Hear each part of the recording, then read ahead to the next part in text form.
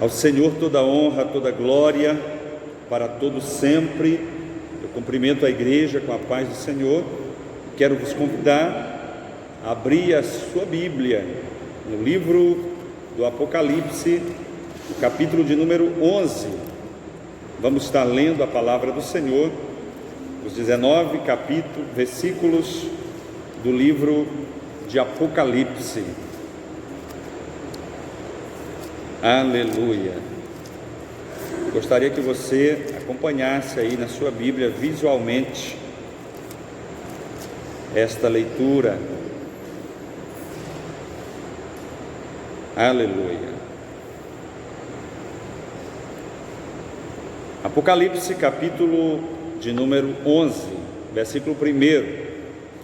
E foi-me dada uma cana semelhante a uma vara, e chegou o anjo e disse: levanta-te e mede o templo de Deus e o altar e os que nele adoram, e deixa o átrio que está fora do templo, e não o meças, porque foi dado às nações, e pisarão a cidade santa por 42 meses. E darei poder às minhas 2 testemunhas, e profetizarão por 1260 dias, vestidas de pano de saco.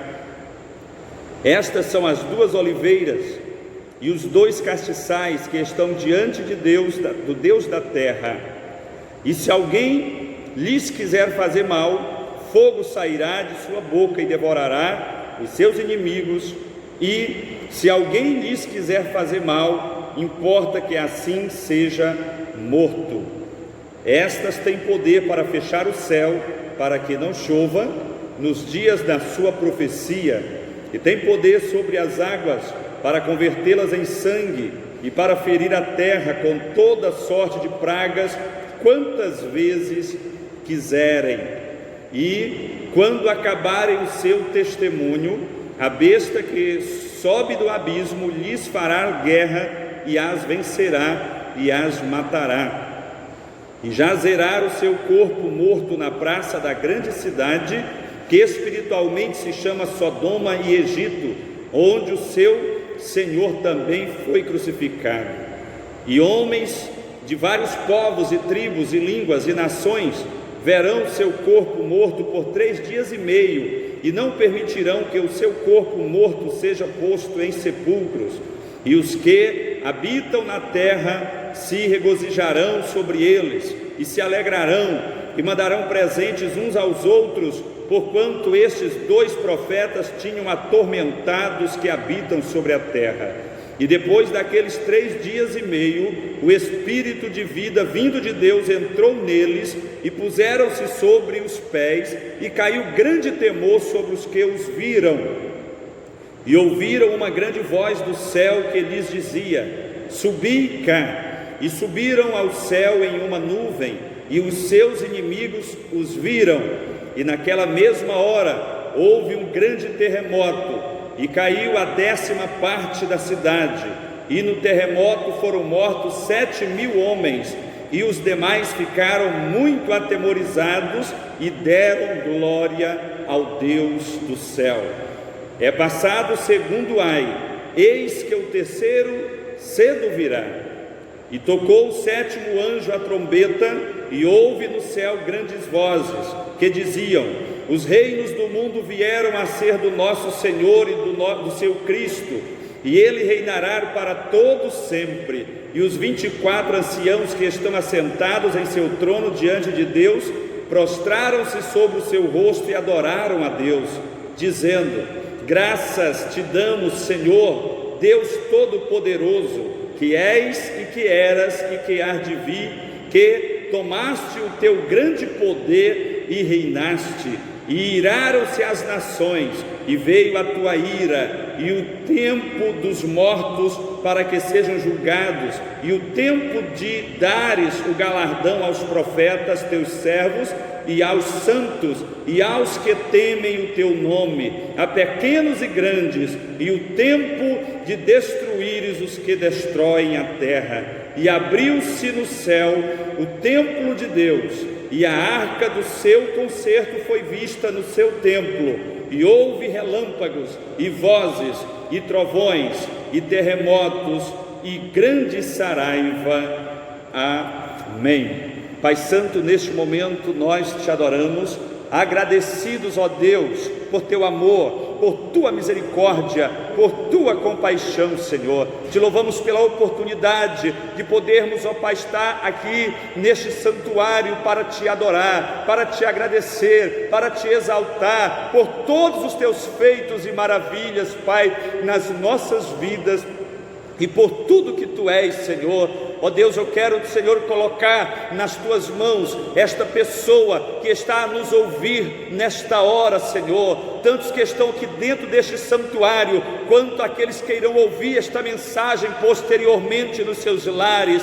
Ó Deus, que a tua mão poderosa seja sobre estas pessoas, para livrar, para guardar, ó Deus querido, para prosperar o seu caminho, ó Deus, e para que elas sejam verdadeiros adoradores em espírito e em verdade. Visita esta pessoa, Senhor, repreendendo todo espírito de morte, todo espírito de tristeza, de depressão, de melancolia, ó Deus, todo espírito de enfermidade, que caia por terra agora em nome de Jesus, e esta pessoa seja vitoriosa pelo poder que há no nome de Jesus, o teu Filho. Oramos agradecidos. Amém e amém. Glória a Deus. Glória a Deus. Queridos, eu quero chamar a atenção da igreja para a mensagem de hoje. Como os irmãos já sabem, nós estamos realizando estudo sobre o Apocalipse, o livro da profecia, o livro das revelações escatológicas, capítulo por capítulo, e vamos estudar hoje o capítulo de número 11, cuja leitura já foi realizada. Eu gostaria de chamar a sua atenção e pedir que você mantenha a sua Bíblia aberta, porque vamos fazer uso dela continuamente durante esta mensagem. O livro, o texto de Apocalipse, capítulo 11, melhor dizendo, ele nos apresenta dois fatos importantes aqui. Aliás, três: a medição do templo, aonde João recebe a ordem para medir o templo, o santuário, o altar e os adoradores, deixando de fora os átrios exteriores, e também as duas testemunhas que profetizarão por 1260 dias. E o terceiro fato é o soar da sétima trombeta. Nós estamos estudando uma sequência aí de 7 trombetas, e hoje também estaremos estudando a sétima trombeta. O versículo 1 do capítulo 11 diz: E foi-me dada uma cana semelhante a uma vara, e chegou o anjo e disse: Levanta-te e mede o templo de Deus e o altar e os que nele adoram. Versículo 2: E deixa o átrio que está fora do templo, e não o meças, porque foi dado às nações, e pisarão a cidade santa por 42 meses. É o que está escrito aí. Observe que entre o toque da sexta trombeta e da sétima trombeta existe aí um parêntese, onde se passa alguns acontecimentos. Nós estudamos aí na lição anterior, no capítulo de número 10, que é um parêntese, né? A sexta trombeta foi no capítulo 9, aí veio o capítulo 10, aonde trata do livrinho comido por João, a visão do livrinho ali, e do grande anjo que apareceu a João naquele momento. E aí vem a sequência, os fatos que nós já relatamos aqui, e por fim a 7ª trombeta, na última parte do capítulo de número 11. Nesse texto do versículo 1, é abordado sobre o templo de Deus. E este templo não é o templo celeste. Nesse texto também, no finalzinho do capítulo, está se referindo a um templo celeste, mas no primeiro versículo está se referindo ao templo de Deus na terra. Mas pastor, não existe templo de Deus em Jerusalém na atualidade. Como esta profecia se cumprirá se o templo de Deus foi destruído no ano 70 depois de Cristo pelo general romano, general Tito, quando da invasão de Jerusalém, e nunca mais foi construído outro templo no local aonde deve ser construído o templo, aonde jazia os templos anteriores. Hoje existem 2 mesquitas islâmicas, a mesquita de Omar e a mesquita de El-Aqsa. Como pode então esta profecia se cumprir?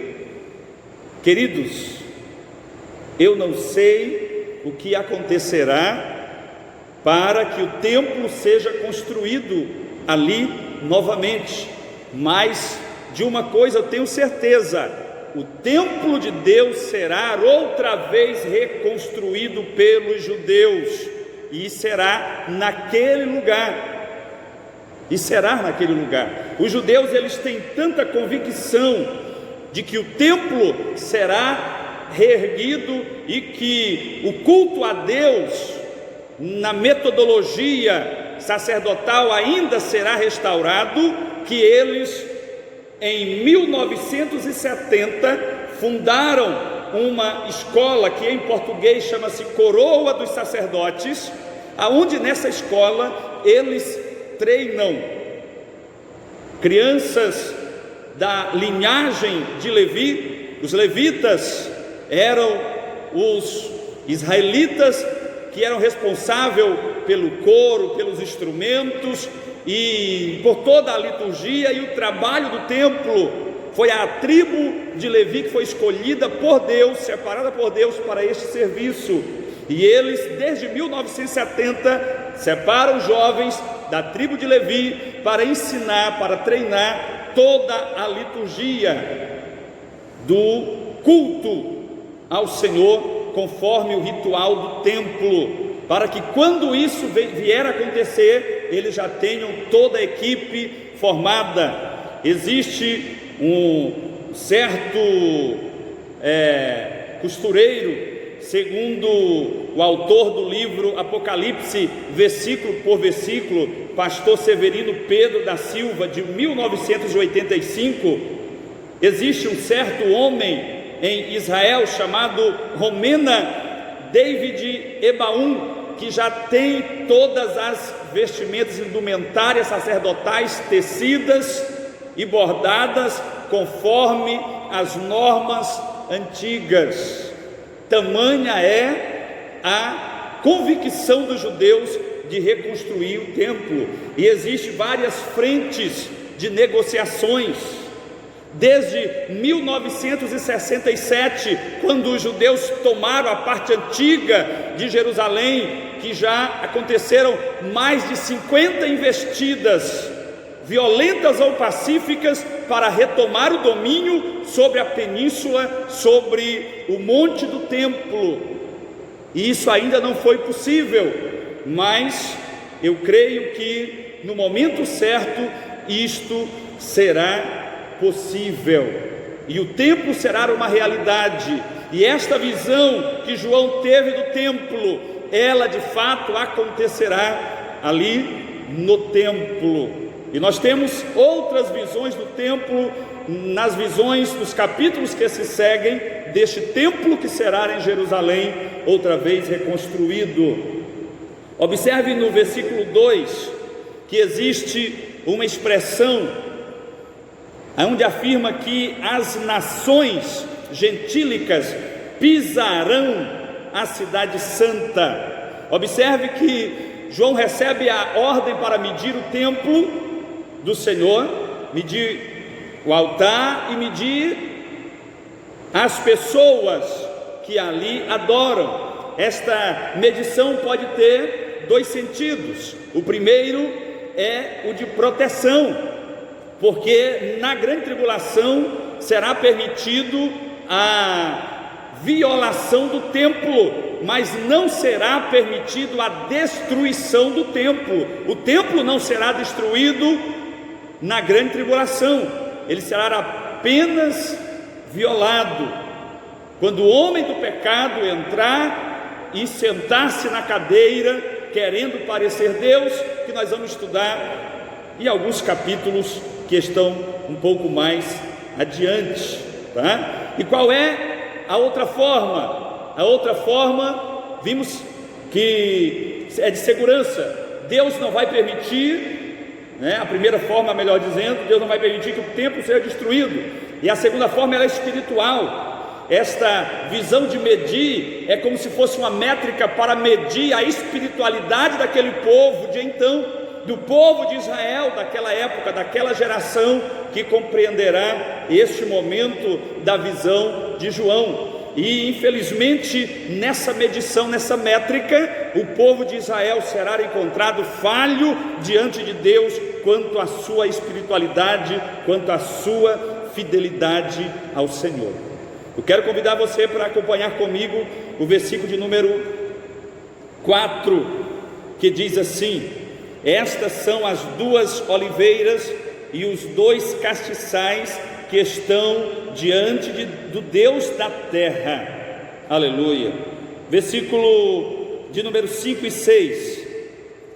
Versículo 5: e se alguém lhes fizer mal, fogo sairá da sua boca e devorará os seus inimigos, e se alguém lhes quiser fazer mal, importa que seja assim morto. Estas têm poder para fechar o céu, para que não chova nos dias da sua profecia, e têm poder sobre as águas para convertê-las em sangue, e para ferir a terra com toda sorte de pragas, quantas vezes quiserem. Esses 3 versículos estão se referindo às duas testemunhas que são apresentadas aqui no versículo de número 3. Deus levantará, Deus enviará duas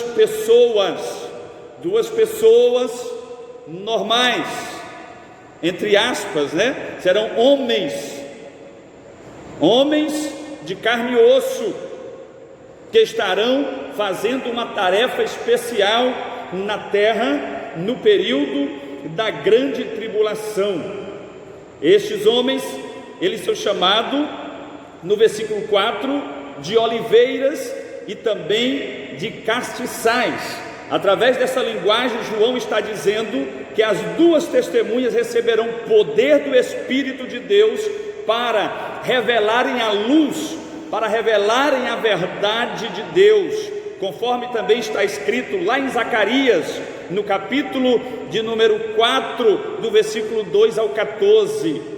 E lá no versículo 14 está tendo uma referência específica a respeito das duas oliveiras que estão diante do Deus da terra. E estas oliveiras, elas serão 2 homens de Deus, 2 profetas, que eles anunciarão o evangelho do reino, e eles farão predições do futuro. Claro que predições tem que ser do futuro, não é verdade? Eles anunciarão o reino de Jesus, eles anunciarão tudo que vai acontecer, inclusive o final do reinado da besta. E eles incomodarão de tal forma que eles serão odiados por todos os reis da terra, eles serão odiados pela besta, eles serão odiados por todas as nações. Eles incomodarão o mundo inteiro nessa época, denunciando o pecado do povo e anunciando o fim da besta e o fim do anticristo, que são a mesma coisa. e eles serão dotados de um poder sobrenatural. Eles não poderão ser mortos enquanto não concluírem o testemunho deles. 1260 dias são os dias do testemunho destas duas testemunhas de Cristo, e nenhum mal poderá alcançá-los. Qualquer pessoa que tentar contra eles, isso certamente acontecerá, porque João está descrevendo com detalhes. Alguém que vier contra a vida deles, eles terão o poder de soprar fogo da boca e destruir aquela pessoa. Eles terão o poder de transformar a água em sangue. Eles terão o poder de evocar qualquer tipo de praga sobre a terra, e estas pragas acontecerão sob a ordem destas duas pessoas. Essas duas testemunhas, elas terão o poder de Elias e o poder de Moisés. É por isso que alguns eruditos, alguns intérpretes arriscam a dizer que estas duas testemunhas são Elias e Moisés, porque elas farão os mesmos prodígios que Moisés fizera.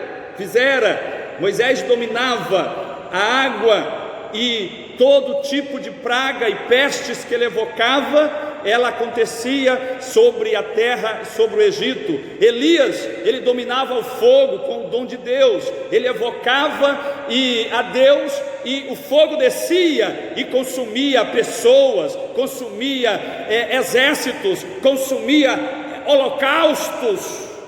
Aleluia!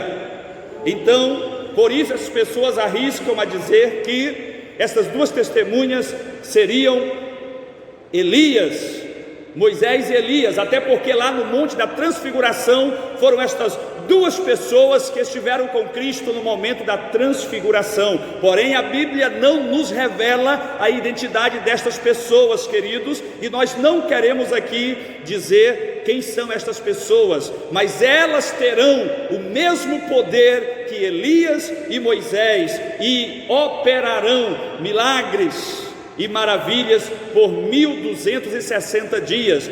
No final deste período, a besta se levantará contra eles.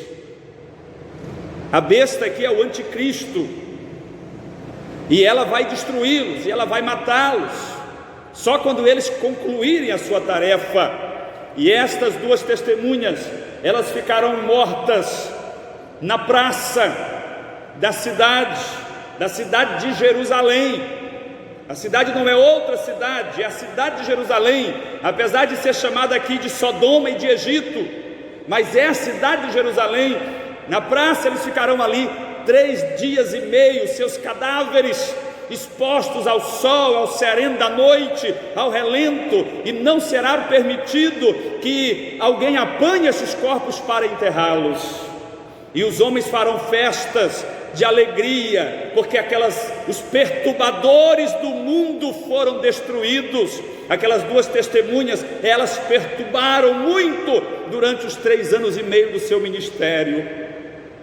E as pessoas trocarão presentes, se alegrarão com a destruição daquelas duas pessoas. Mas a Bíblia diz aqui no texto que após 3 dias e meio de os seus cadáveres jazerem na praça, ouvirá-se uma voz do céu, e as pessoas que estarão em volta, as pessoas que estiverem em Israel naquele momento, eles ouvirão aquele grande brado, aquela voz do céu, e aquela voz irá chamar as duas testemunhas. Então o Espírito vindo da parte de Deus entrará na vida daqueles cadáveres, e eles se colocarão de pé aos olhos de todo o mundo. Eu imagino que ali terá câmeras, terá redes de televisões, terá repórteres de todos os lugares do mundo, focando naquelas duas testemunhas, e elas serão levantadas aos céus, da mesma forma que Jesus foi levantado ao céu no dia da sua ascensão para a glória. Elas também levantarão até as nuvens, e os olhos das pessoas verão aquele grande milagre. E quando isso acontecer, acontecer, haverá um grande terremoto, haverá um grande tremor, e 7.000 pessoas morrerão ali em Jerusalém naquele dia, e as pessoas ficarão atemorizadas. E a Bíblia diz que muitos judeus, um remanescente de judeus ali, ao ver aquelas maravilhas, eles irão temer a Deus, e irão dar glória ao Deus dos céus. Mas muitos se irarão, muitos ainda mais se rebelarão contra Deus, quando aquilo acontecer, para que se cumpra as demais coisas sobre este tempo escritas. Louvado seja o nome do Senhor.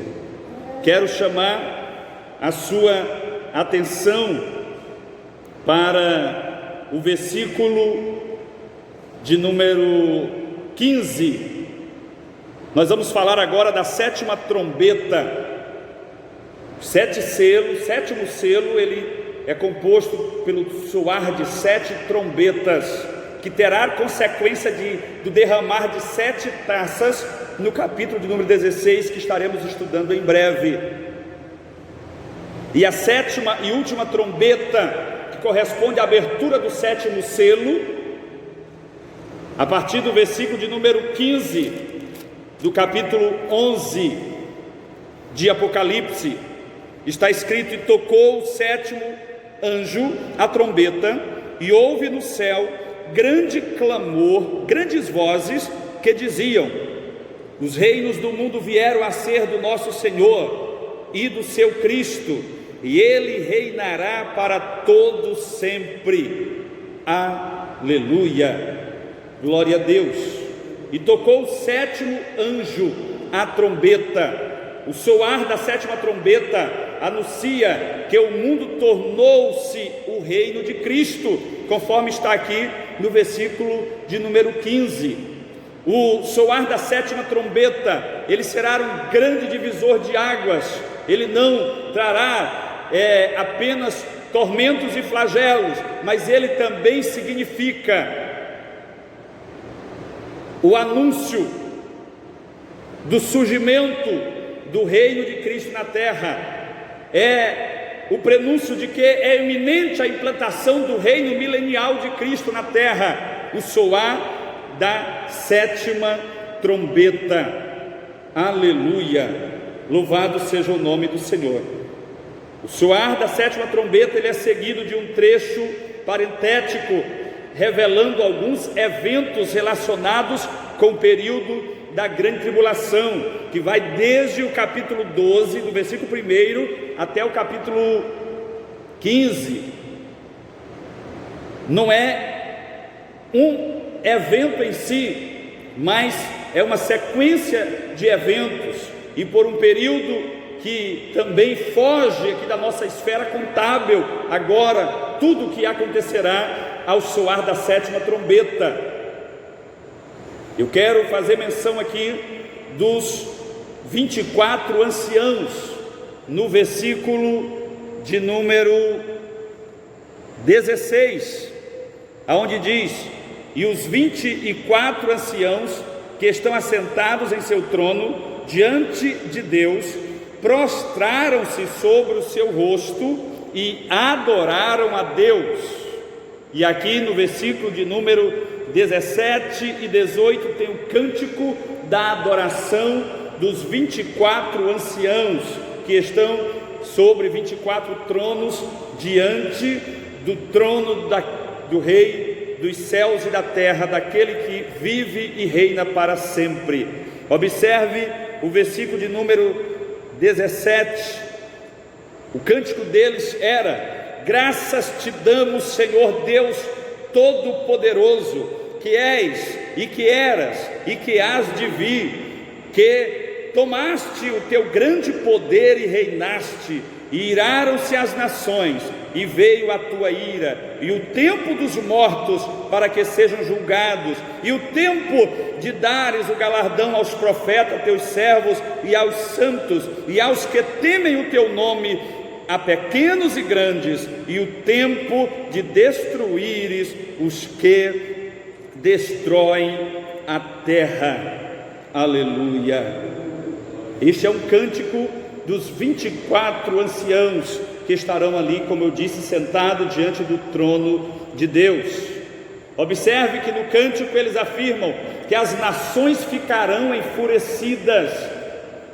Depois ele diz que a ira de Deus, ela vem sobre as nações da terra.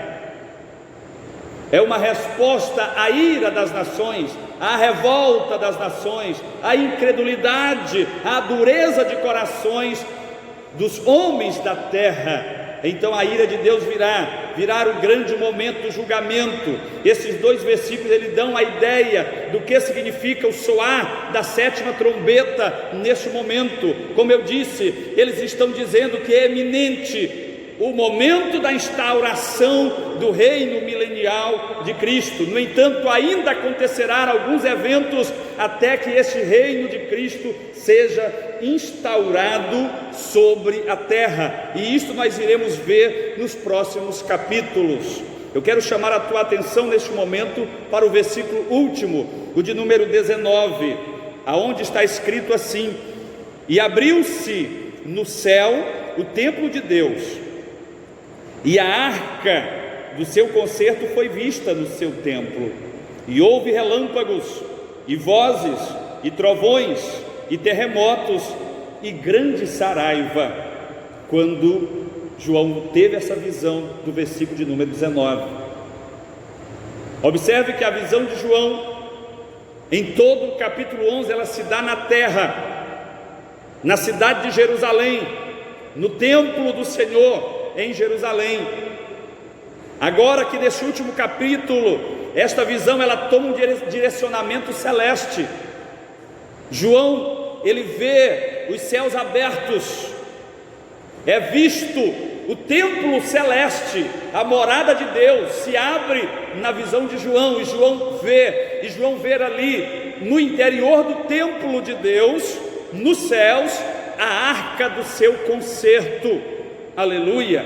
Eu não estou me referindo aqui à arca da aliança lá do tabernáculo, mas estou me referindo à arca no templo de Deus, a arca celestial. Mas pastor, e tem uma arca nos céus? Irmãos, a Bíblia diz que tudo que aconteceu ali na terra, durante o tabernáculo, é uma figura do que tem no céu. Então eu imagino que a arca celestial ela será ainda muito mais exuberante. E o que aconteceu com a arca da terra? Nós não sabemos o que aconteceu. Provavelmente ela existiu até os dias de Uzias, foi tomada uma vez pelos filisteus, mas foi devolvida por ordem de Deus. Alguns intérpretes bíblicos arriscam dizer que Jeremias escondeu a arca em uma caverna onde ele morava, para depois ser resgatada quando da restauração de Israel. Só que não sabemos isso ser verdade, porque o templo, as coisas de ouro, as joias, elas foram tiradas do templo ainda antes da invasão de Jerusalém. Elas foram levadas antes da destruição de Jerusalém, da tomada oficial de Jerusalém. Então não sabemos se esse artefato chamado a Arca da Aliança foi levado para a Babilônia, ou se de fato foi escondida em Israel, ou que rumo tomou. Mas o certo é que nos céus existe uma arca, a arca da aliança de Deus com a sua igreja, com o seu povo, e ela não desapareceu, e ela não desaparecerá. Ela está diante do Senhor todos os dias, na presença de Deus. Aleluia. E isto nos traz a esperança, queridos, de que o Senhor tem um concerto com a sua igreja, e que as portas do inferno não prevalecerá contra a igreja do Senhor. Aleluia. E nós estamos aguardando o soar da trombeta de Deus, não da sétima trombeta, mas a trombeta que levará os santos para a glória, a trombeta que soará no dia do arrebatamento da igreja. Aleluia. Louvado seja o nome do Senhor. E nós estaremos com o Senhor para sempre, glorificando e exaltando o nome do Senhor, o Deus dos céus e o Deus da terra. Você que ainda não está preparado, não tem convicção que o teu nome esteja escrito no livro da vida do Cordeiro, eu te convido a entregar a tua vida a Jesus, a confessar a Cristo como Senhor e Salvador da tua vida, para que você não faça parte deste caótico cenário que nós estamos estudando aqui no Apocalipse, pois este cenário não é para a igreja de Deus, este cenário é para aqueles que não ouvirem o soar da trombeta do arrebatamento da igreja. Quanto a você, eu te convido, venha para Cristo hoje, entrega a tua vida ao Senhor, aceita a Cristo como Senhor e Salvador da tua vida, e estarás pronto para reinar com Cristo na glória celestial e por fim no milênio aqui na terra, juntamente com o Senhor. Que Deus te abençoe e te dê oportunidade para você confessar a Cristo como Senhor e Salvador da sua vida. Amém.